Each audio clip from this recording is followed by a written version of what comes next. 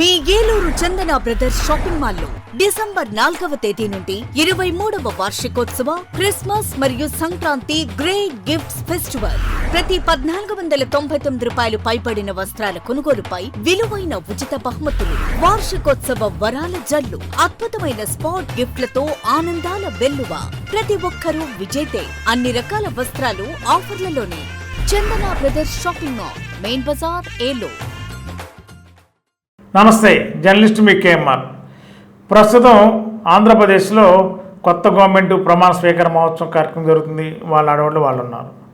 నువ్వు వైఎస్ఆర్సీపీలో తీవ్ర నిస్తేజం, నిరాశ, ఆందోళన, ఘోర ఓటమిని పరీక్షించుకుంటున్నారు. లోపాలు ఎక్కడ ఉన్నాయి, ఏం జరిగింది, ఎందుకు ఇంత పరిస్థితి వచ్చిందని దాని మీద చర్చించుకుంటున్నారు. మరి దీని అంతటా కారకులు సజ్జల గారని, ధనుంజయ రెడ్డి గారని రకరకాల పేర్లు కొంతమంది వైఎస్ఆర్సీపీ ఎమ్మెల్యేలు, మాజీ మంత్రులు కూడా ఆరోపణలు చేస్తున్నారు.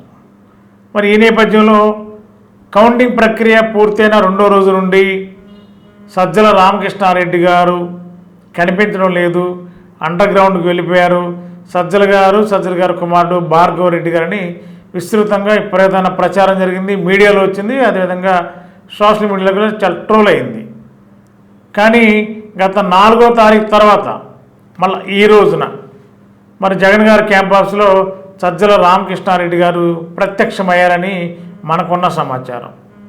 అయితే మరి అండర్ గ్రౌండ్కి వెళ్ళారా, లేదంటే అండర్ గ్రౌండ్కి వెళ్లకుండా ఇక్కడే జగన్ గారి క్యాంప్ హౌస్లోనే మీడియా కంట పడకుండా, మీడియాకి ఎక్కడ కూడా మెసేజ్ లేకుండా సైలెంట్గా ఉన్నారా అనేది పెద్ద చర్చ నడుతుంది. మరి ఈరోజు వైఎస్ఆర్సీపీ పార్టీకి సంబంధించిన నాయకులందరూ కూడా జగన్మోహన్ రెడ్డి గారి క్యాంప్ హౌస్కి వెళ్ళినప్పుడు మరి అక్కడే పార్టీ నాయకులతో మాట్లాడేటప్పుడు సజ్జల రామకృష్ణారెడ్డి గారు కూడా అక్కడే ఉన్నారని ఒక సమాచారం. మరి అక్కడే వారు పార్టీ నాయకులతో కూడా కొంతమందితో మాట్లాడారనేది మనకున్న విశ్వసనీయ వర్గాల సమాచారం. దీన్ని బట్టి చూస్తే సజ్జల రామకృష్ణారెడ్డి గారు అండర్ గ్రౌండ్లో లేరు, తాడేపల్లిలో జగన్ గారు యొక్క క్యాంప్ హౌస్లో ప్రత్యక్షంగా ఉన్నట్టుగా మనకున్న ప్రత్యక్ష సమాచారం ఇది. కాబట్టి ప్రస్తుతం సజ్జల గారు తాడేపల్లి క్యాంప్ హౌస్లో ఉన్నారనేది క్లియర్ కట్గా మనకున్న సమాచారం. మరి రేపటి నుండి పార్టీ కార్యక్రమాల్లో సజ్జల గారి పాత్ర ఏమి ఉండబోతుంది, ఆయన ఏం చేయాలి, మరి పార్టీలో ఎవరెవరికి ఎలాంటి బాధ్యతలు జగన్ గారు అప్పచెప్తారు, ఎలాంటి బాధ్యతలు నిర్వర్తిస్తారు, లేకపోతే సజ్జల గారు ఈ పార్టీ కార్యక్రమాల్లో కొనసాగుతారా, లేదంటే కొంతకాలం పాటు దూరంగా ఉండే అవకాశం ఉందా? మరి కొంతమంది ఎమ్మెల్యేలు, మాజీ మంత్రులు కూడా వైఎస్ఆర్సీపీ చెందిన ప్రతినిధులు మరి సజ్జల గారి మీద కూడా ఆరోపణలు చేసినప్పుడు మరి ఈ ఆరోపణలు నిజమా కాదా అని పక్కన పెడితే రేపు మళ్ళీ వీళ్ళందరూ కలిసి ప్రయాణం చేయడానికి మొక్కలు చూసుకునే అవకాశం ఉంటుందా?